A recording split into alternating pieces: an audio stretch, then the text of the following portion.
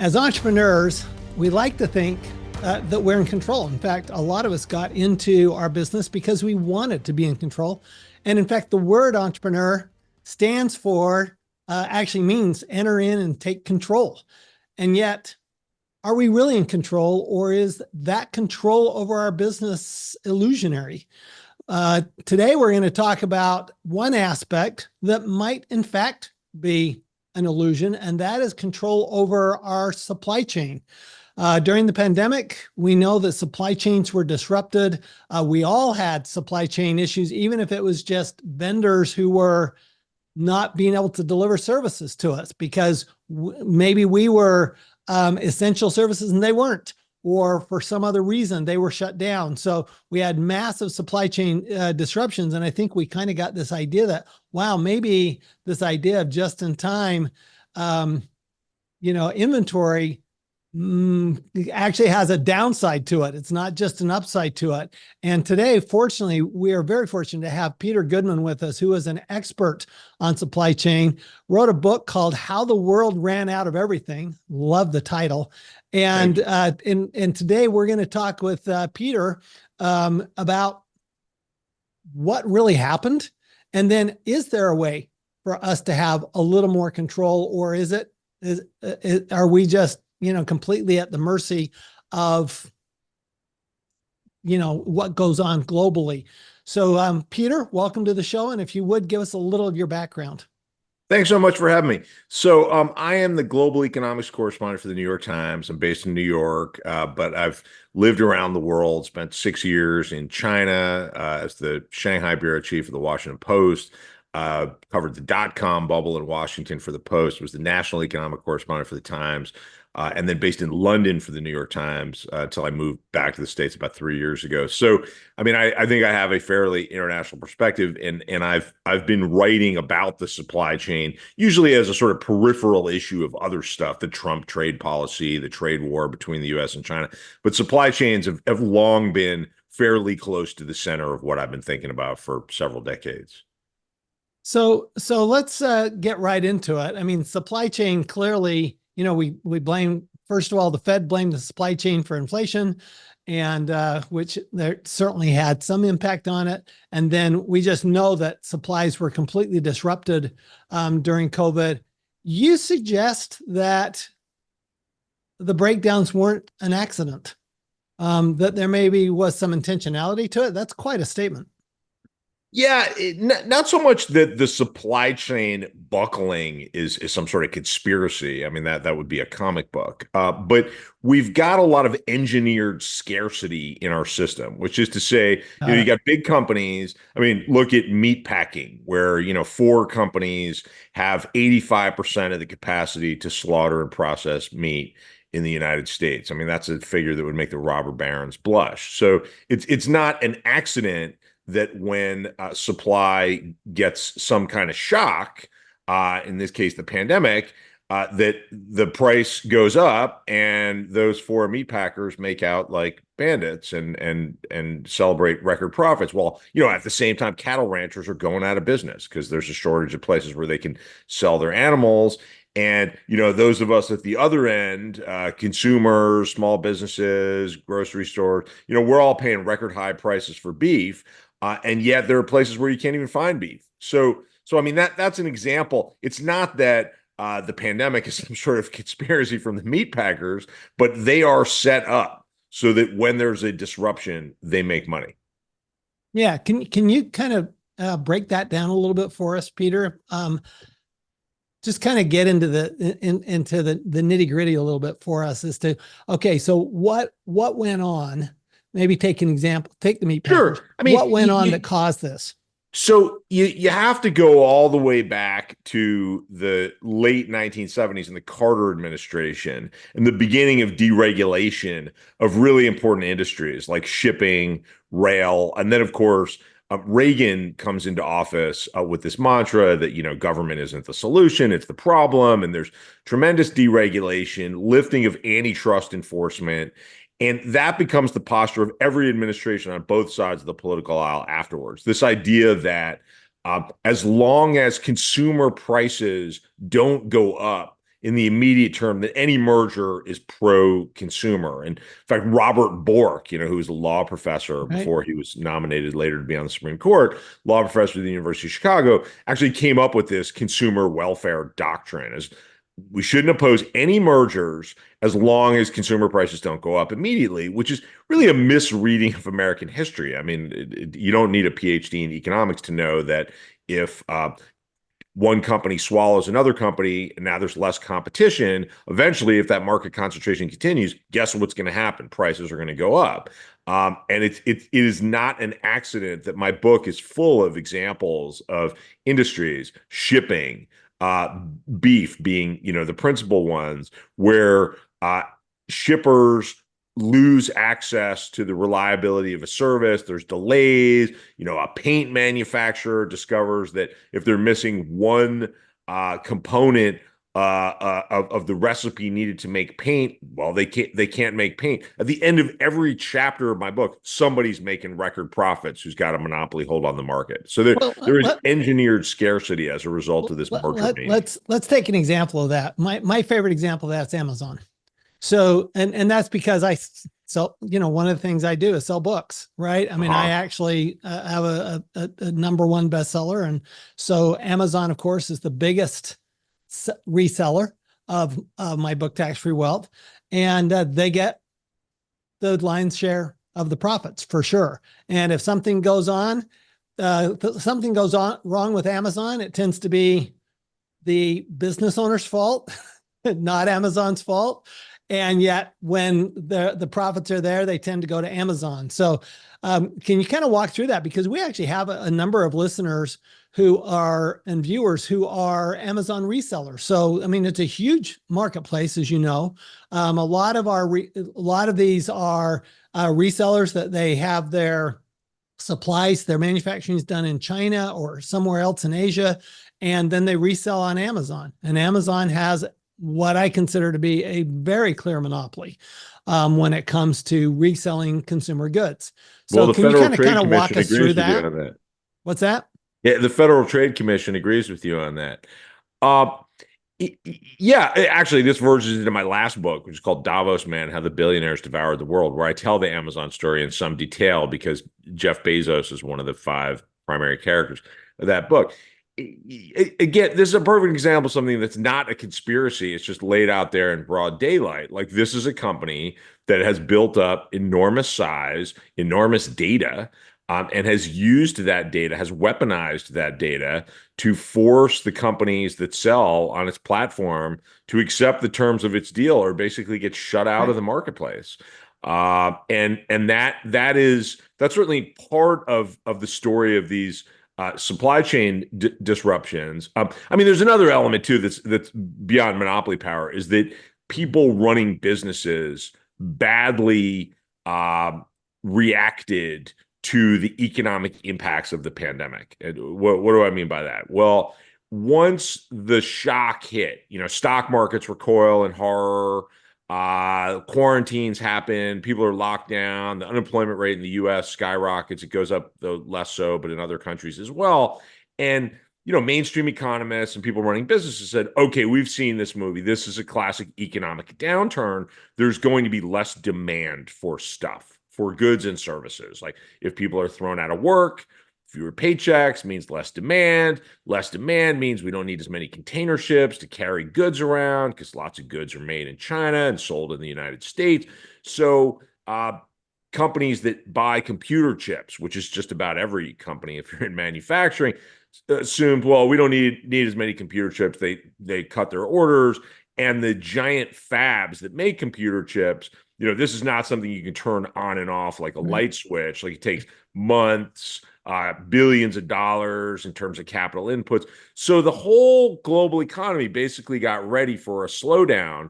And then what actually happened? Well, we weren't going to the office. So the sandwich place down the street was out of business, but we were now stuck at home cooking, 27 meals a day for cooped up kids. We weren't going to the office, but now our bedroom was an office. We needed, a new monitor. We needed an office chair. We needed to entertain the kids with barbecues and trampolines and, whatever else. So we ordered a ton of stuff, factory made stuff, A lot of it coming over from China. And that swamped our capacity to move goods around. And in part, getting back to this point of engineered scarcity, like the shipping carriers overdid it by setting aside in dry dock some of their ships. They reduced capacity. And when it came time to bring that capacity back, they discovered it was actually pretty good to have scarcity because the cost of moving a 40-foot container from a factory in China to the West Coast of the U.S., which is the gateway for 40% of imported goods reaching the U.S. by container, went up from something like $2,500 to north of $25,000 in the space of a few months. And guess what? The shipping terminals are mostly controlled. These are the parts of the ports that actually move cargo. They are controlled by the shipping carriers themselves. So they're discovering that they can say to customers, even with contracts to get containers onto vessels in China, oh, sorry, yeah, we know you have a contract to move a box at, $7,000, $8,000. Oh, we don't have room on the ship. But if you pay a special handling charge, VIP service, expediting charge, peak surcharge, peak season surcharge, they've just come up with new names.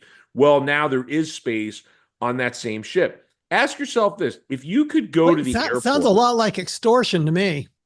I mean, it looked pretty crooked to a lot of people in the business, including people at the Federal Maritime Commission. This body that most people never heard of, but that's suddenly tasked by Biden in the middle of the pandemic crisis with sorting this out and bringing the ocean carriers to heel.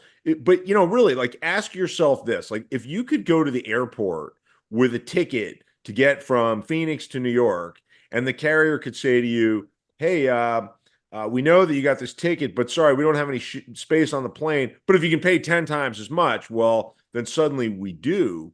What would happen? Well, there'd be congressional hearings immediately. And what if there was like a weather component to disrupting this, and it turned out that your airline was the one responsible for like cleaning off the tarmac to make planes move? How quickly do you think they would move to fix that problem? That's one of the structural realities that we've woken up to through these disruptions. It's crazy that the ocean carriers, the beneficiaries of higher rates, are the same ones running our terminals. That's mad. I'll give you another example. In the pharmaceutical industry, the independent pharmacies, they actually have to buy from the people who set the price.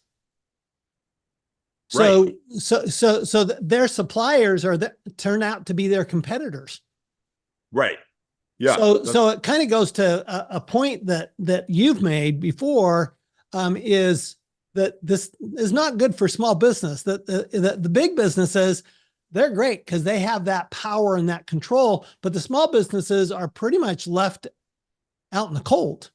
This supply chain is optimized every which way for giant companies who comprise the donor class in state houses and in Washington. And, again, you don't have to be a conspiracy theorist. You could see this lying out there in broad daylight. I mean, it's very interesting. When I rode around Los Angeles and Long Beach with the so-called dray operator, these are the truck drivers who move containers from the ports to warehouses, in that case, in the Inland Empire in Southern California. And I remember I was with this guy, we were driving somewhere on the port, and a safety inspector said, "Oh, whoops, there's a problem with your chassis. This is the contraption that's behind the truck where you drop the container." And he said, "Oh, we're screwed, man, because if they find a problem that they can't fix quick, we could be here for hours waiting for another chassis." So why? Like, look over there. There's all these, literally hundreds of chassis sitting there. He said, "Oh, no. That's the Amazon pool." So Amazon has their dedicated chassis. Amazon could charter their own container vessels at the time when, some of your audience may remember 50, 60, 70 container ships just floating for weeks at a time off the ports of LA and Long Beach for the chance to load and unload because the docks were just overwhelmed. Well, Amazon, Walmart, Target, they could charter their own vessels and get dedicated service. And I remember talking to this reading actually an interview with a shipping expert in Denmark who said, "Look, my advice to the big box retailers, as they're paying higher shipping costs, is ride it out because your competitor is drowning." I mean, you're going to end up picking up share. Yeah, you'll take a momentary hit quarter to quarter for paying 3 times as much to move a shipping container as you used to, but your competitor's going out of business. Eventually, the market's going to be yours. Well, this does not sound positive for the small business. I have two questions on this. The first one is it just a matter of money? Is it, like you say, the donor class? Is that why this has happened? Because it does seem like the government, as general policy, favors large business to the detriment of small business. And then the second question I have is, after you answer that, is so what do you do as a small business? Because it sounds to me like you're just, out of luck. Well, I wouldn't say that you're out of luck. I mean, I'll answer the second part first. I mean, it is time to think about place again, right? So if you've been running a business for the last, half century, you've been invited every which way to conclude that place doesn't really matter much. Container shipping is basically free and reliable, and a factory in Ohio is the same as a factory in southern China. As long as you got the internet, you got container shipping, you got basic grasp of contracts, and you're thinking about intellectual property theft, then go ahead, use the global supply chain, and that's worked out really well for lots of companies. And by the way, my book doesn't argue that we should just abandon all that. There are all sorts of reasons why a lot of production moved to China, and China is going to continue to be the center of the manufacturing landscape for as long as we can see. But you got to have a backup plan. I mean, you don't need to be a genius to have figured out that the U.S.-China relationship is now full of volatility. Like, whoever wins our presidential election in November, U.S.-China trade animosity is likely to be a permanent feature. Trump put tariffs on all sorts of imports from China. Biden continued them, advanced them in many cases. Trump is threatening. It's actually the one policy that of Trump's that Biden continued and actually added to. Attitude. That's right. And if Trump comes back, he's talking about 60% across the board tariffs on all Chinese goods. So everybody's got to be cognizant that they have to think about where their goods are made. And it's not enough to just say, okay, instead of making everything in China, we'll move some stuff to Vietnam. Guess what? Vietnam's also on the other side of the Pacific Ocean. And as we speak, we've got the rebel Houthis in Yemen opening fire on vessels entering the Red Sea. This is a major pathway for goods from Asia to Europe and onto the East Coast of the U.S. And shipping prices are up about 400% in the last 6 months. I've talked to analysts who've said the actual cost to the shipping carriers of moving a container, they're now going the long way around Africa instead of the Suez Canal. That adds maybe 25, 30% to their cost. There's more diesel fuel that you have to burn. You have to pay crew for longer. But 400% increase. So they've learned this playbook that when there's a shock, nobody knows what the components are in terms of their inputs. People will just pay, especially looking ahead to the holiday season. People will pay whatever they need to get their products onto ship. So what can you do if you're a small business? You can think about making stuff closer to your market. If that market's North America, you can think about Mexico. You can think about Central America. You can think about the Caribbean, while you're drawing on further away supply chains, which is fine. It's going to be hard to compete with China. Think about India. Think about Bangladesh. Think about more than one place. So if something goes wrong somewhere, you still have a backup elsewhere. And then it's probably a good idea to keep a little more inventory than you've been accustomed to. That may cost you. I mean, most smaller businesses are not dealing with public markets. So, that's easier for a non-publicly traded company to do. I mean, publicly traded companies, you talk about extra inventory, more resilience. Wall Street here's dilution of next quarter. If you're running a business for real and you don't just have to tap dance for Wall Street all the time, then you can act like a responsible homeowner. On top of that, we now have since 2017, we now have a deduction for inventory when you buy it when you're a small business. So you actually have that advantage. A lot of small businesses don't know that, but there is actually, you can deduct it when you buy it. You don't have to wait until you sell it to deduct it if you're under $25 million threshold. So that actually was a really good actually part of the 2017 law that very few people even hear about. So it sounds like having, and I agree, having more supplies on hand, that makes sense. Isn't that though one of the reasons for the tariffs is to actually bring, historically, that's been one of the arguments, is to bring manufacturing back on shore. Do you think it will have that effect? It will where there's subsidies, but that's not small companies for the most part, right? So we've got this big push to build semiconductors in the US, right? Like the world has concluded that it's probably not a great idea to have the brains of modern manufacturing almost exclusively made on a small island that's 90 miles off the coast of China, which not incidentally is threatening to use military force to take that island as part of its own. Not a great idea. So, the Biden administration is now unleashing tens of billions of dollars in subsidies to get companies like Taiwan Semiconductor to build plants in places like Phoenix. Intel's building plants in the States. That'll happen. The subsidies for electric vehicles, that's generating some action as well. But, for the most part, unless there's a subsidy, companies are going to still look for low cost, reliable suppliers, which is where we get into Mexico. I mean, Mexico is an interesting case. Mexico cannot, by any stretch of the imagination, duplicate what China has done because it's just not that big a country and it's got its own problems. But it's got some offerings that are helpful as well. I mean, you can get from virtually anywhere in Mexico to anywhere in the United States within 2 weeks. And you got road and rail connections. You're not just at the mercy of this unregulated international shipping cartel. And by the way, that helps you do just in time. I mean, to come back to your point about just in time was a very sensible idea that worked really well for Toyota at the end of the Second World War. Instead of just making as many cars as we possibly can at all times, a la Henry Ford, it's Japan. It's the end of the Second World War. Their capital's limited. It's a very mountainous country. There isn't that much developable land. So let's just make enough cars to replenish what we've sold. And let's get our suppliers to just bring us the parts we need on the assembly line in the numbers that we need them.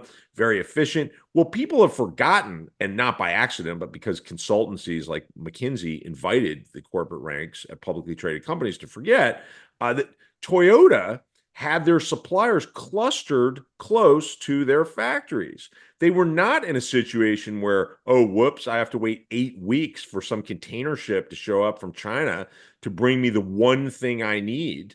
Well, if you move more of your production to places like Mexico, you actually can go leaner with your inventory because if something bad happens, it's not that big a deal to go get more. Interesting. So,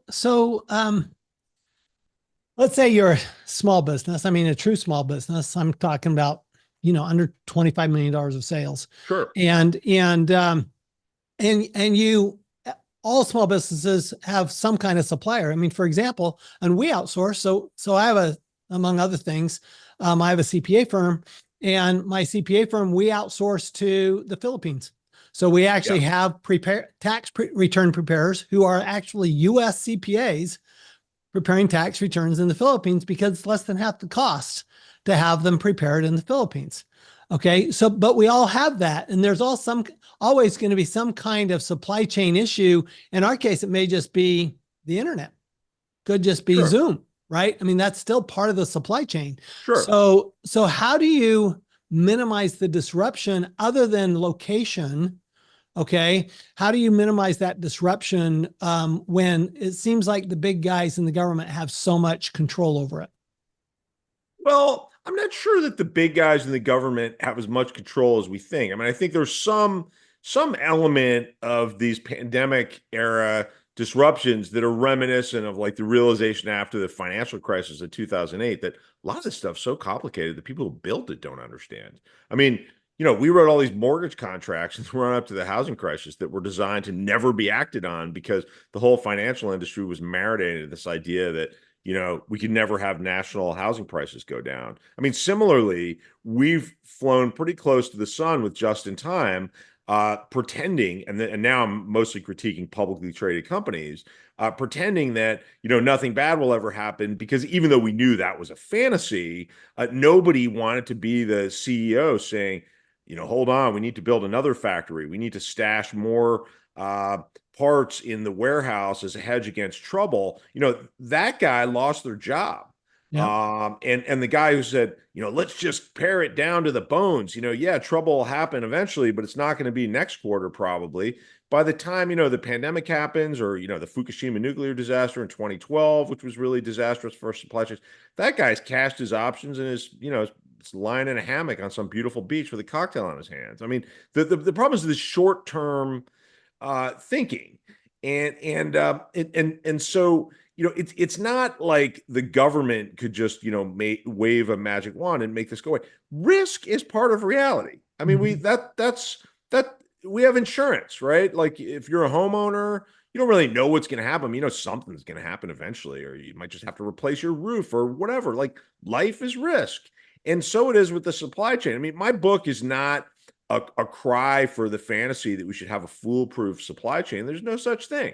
Rather, we need some more resilience. We should be able to conclude that it's a pretty bad idea to depend upon a single country, a country that, not incidentally, we've decided to have a trade war with, to give us basic medicines, ventilators, face masks in the middle of a public health catastrophe. We should have more resilience than that. And that's government action goes into some of that. Some of that just goes into sensible people running businesses in intelligent ways. So let's talk about something that we don't have a lot of control over, but what I'm hearing is a lot of let's be a little more, have a little more foresight, be a little more strategic, and maybe have some insurance there. Right. One of those things that we saw really big during the pandemic was panic buying toilet paper. Right. And there are certain things that are, and toilet paper is the funniest one because the COVID had nothing to do with toilet paper. It literally did not make you go to the bathroom more. So it's Right. not like it caused diarrhea. So, Right. and yet we had a panic because the one thing we do not want to be living without is toilet paper, right? Sure. So how do you actually forecast that into your model if you're trying to be strategic? Well, there's an interesting guy who I talked to for my book, Willie Shee, professor at Harvard Business School, who's an expert on the nitty gritty of the supply chain, who thinks that part of the problem is we got carried away with so-called SKUs, like too many different product offerings, so it became too complex for retailers to keep themselves stocked with all the stuff. And once they started to run out of some, that sent a signal to consumers that there were shortages. And then everybody said, oh boy, I don't know how often I'm going to be able to go to the store with everyone walking around with masks, and every human being I encounter is potentially going to kill me and my whole family. I better grab everything I need. And yes, you're right. There was a lot of psychology in that. And I mean, that's going to happen. I mean, there's no question. But I mean, if the sense takes hold that our supply chain is less vulnerable than we know it to be, then similarly with the psychology of a bank run, if we all know that finance is swimming naked, and nobody's really watching to see that there are reserves put up against liabilities, then that bank run's going to happen quicker. And it's not like all of us were experts in supply chains, but we could see what we could see at the store level. Oh, there's no meat in the display case. Wonder what they're going to run out of next. Okay, what do I need the most? And so the more resilient the supply chain is, the more guarded we'll be. But some of this stuff is going to happen.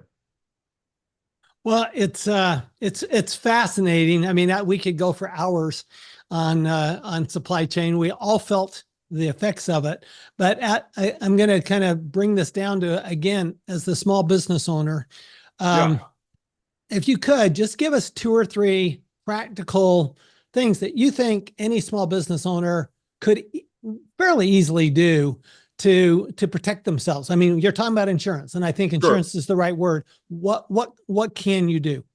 I mean, I think that supply chains have been really unsexy for a long time, right? So, like most people, they think about engineering, innovation, Yeah. marketing, like the stuff that gets business people excited, right? And 10 years ago, nobody walked around saying, let me tell you about my business. Boy, we got this incredibly innovative way to manage our, incoming supply, right? Like that was the guy you would edge away from at the mixer. Well, if you're running a business, you need to have a good handle on what are the things I can't live without.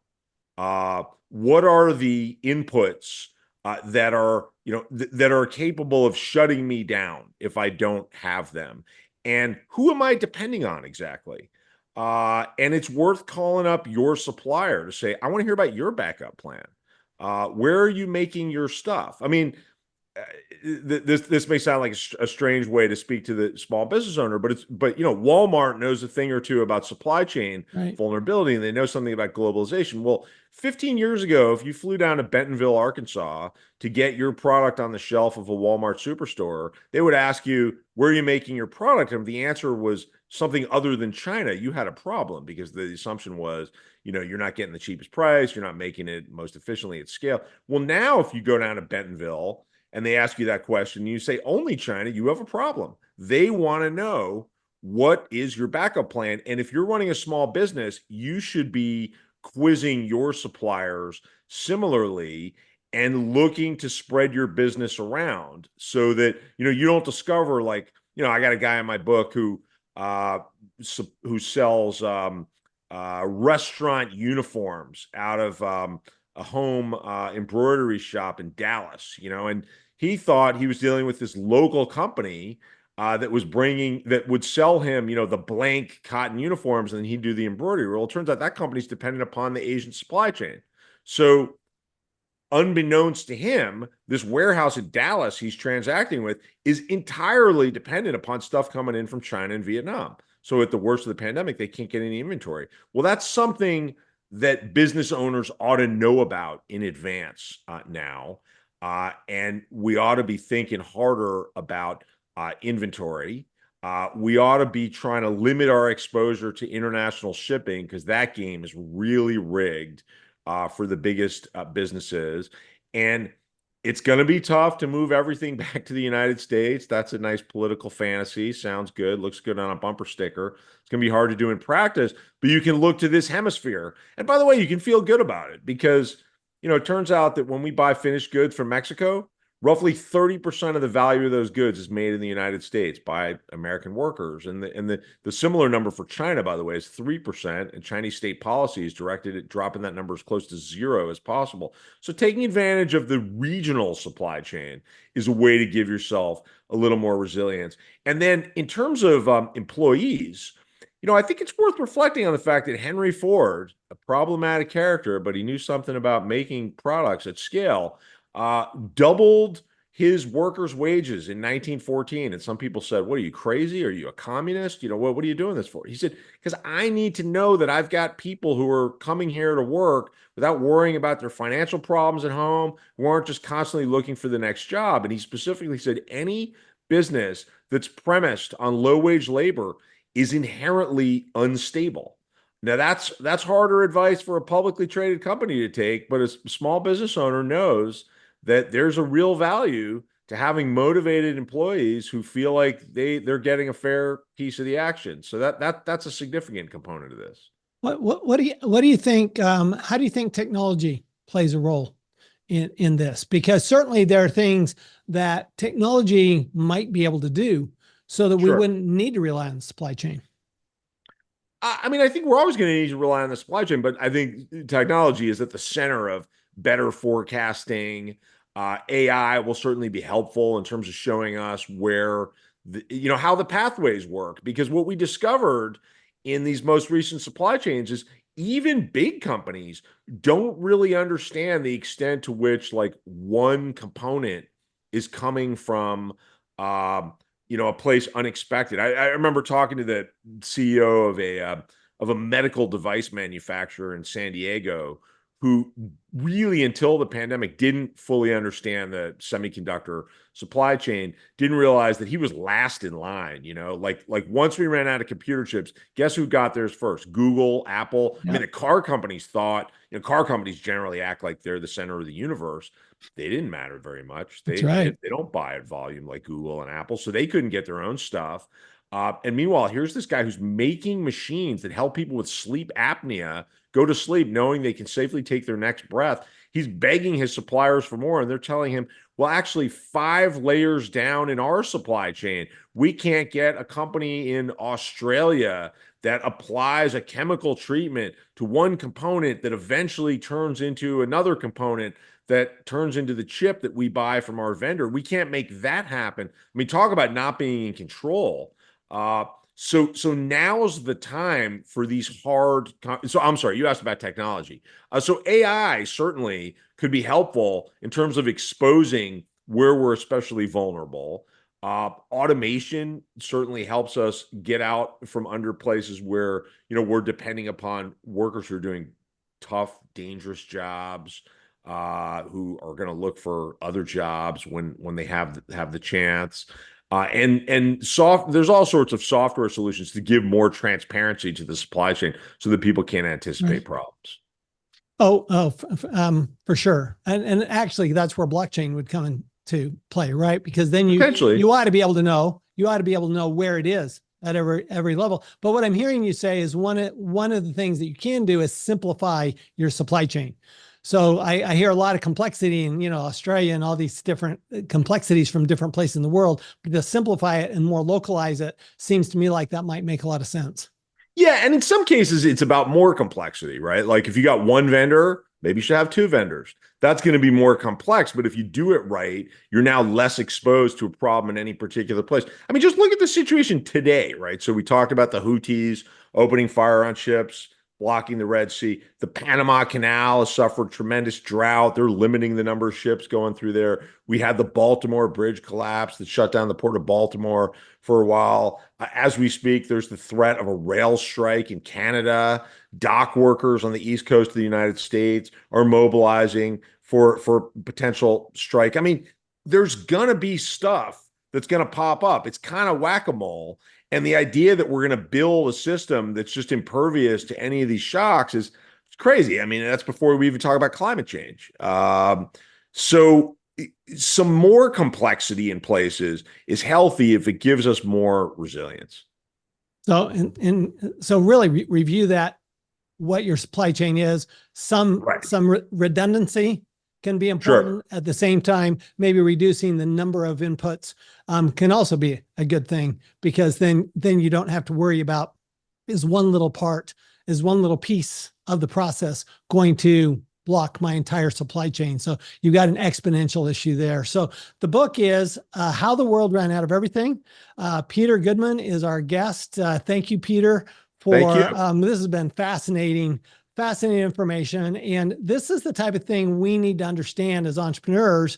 And this is the reason we do the Wealthability Show, is so that you can get some practical guidance on, okay, so what do I do about my supply chain, whether I'm a service business or a technology business, or I'm a manufacturing business or a retail business, whatever it is, we all have supply chains. And we know that if we can make a few little strategic tweaks, whether it's, some redundancy in suppliers, whether it's reducing the number of inputs that go into our product from the different places, whether it's localizing, where our supplies come from, whatever that is, those are strategic moves we can do now. And when we do that, we're always going to make way more money and pay way less tax. We'll see everyone next time. This podcast is a presentation of Rich Dad Media Network.